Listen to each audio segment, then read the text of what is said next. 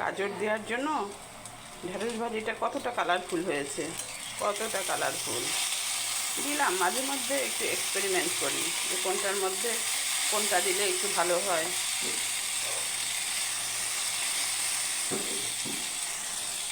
Experiment ফল ভালোই হয়।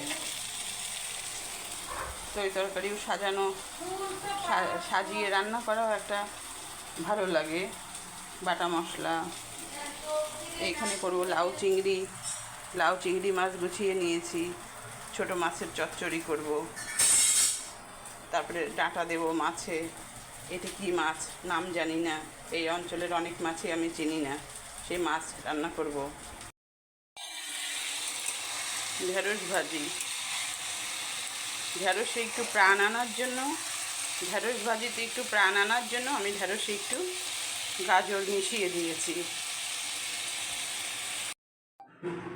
তৈরি হয়ে গেছে আমার লাল সবুজের পালা। কি চমৎকার দেখাচ্ছে দেখেন বন্ধুরা। সাধারণ জিনিস শুধুমাত্র একটু অন্যরকম করে করলে কীরকম অসাধারণ হয়ে ওঠে। সাধারণ জিনিস অসাধারণ।